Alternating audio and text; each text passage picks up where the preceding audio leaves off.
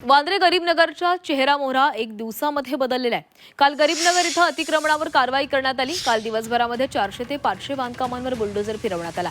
वांद्रे स्थानक परिसर मोकळा श्वास घेणार का आता हे पाहावं लागणार आहे। मुंबईतील वांद्रे इथं गरीबनगर परिसरात अतिक्रमणांवर कारवाई करण्यात आलेली आहे। काल दिवसभरात 400 ते 500 अनधिकृत बांधकामांवर कारवाई करण्यात आलेली आहे। काल झालेल्या कारवाईमुळे गरीबनगर परिसराचा चेहरा बदलल्याचं पाहायला मिळतंय। पुढील 2 दिवस ही कारवाई सुरू राहणार आहे। कोणताही अनुचित प्रकार घडू नये म्हणून परिसरामध्ये कडेकोट पोलीस बंदोबस्त करण्यात आला आहे।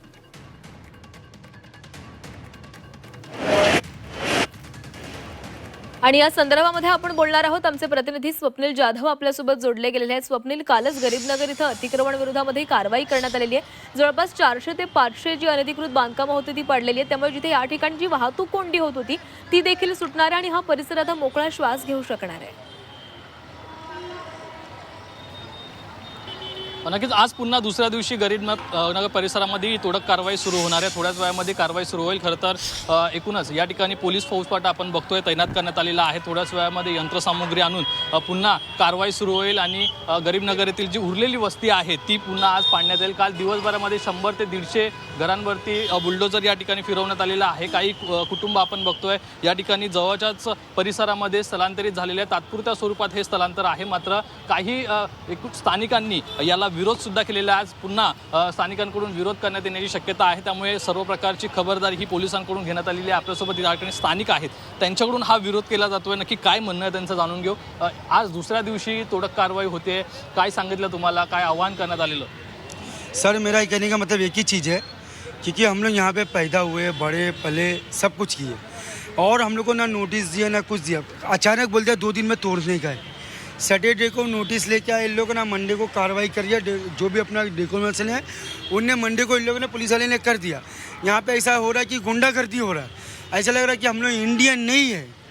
मैं बिहार का रहने वाला हूँ और मैं यहाँ पे पैदा हुआ हूँ।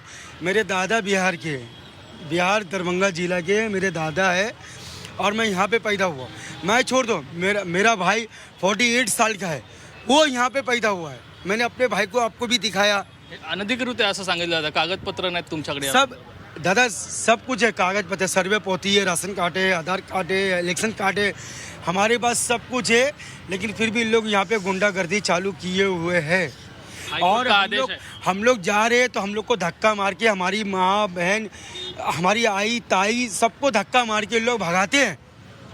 ये ऐसा हो गया कि ऐसा लग रहा संविधान के खिलाफ चल रहा है और गुंडागर्दी चालू है। और हमारे जो मुख्यमंत्री है महाराष्ट्र के देवेशनाथ फडणवीस, वो बोला था कि घर के बदले घर दूंगा। हमारे एकनाथ शिंदे मुख्यमंत्री। तर आपण हे गरीबनगर मधल्या तिथल्या स्थानिकांच्या प्रतिक्रिया ऐकत होतो। या स्थानिकांकडून या कारवाईला विरोध दर्शवला जातोय। पुढील काही दिवस ही अतिक्रमण विरोधातील कारवाई सुरूच राहणार आहे।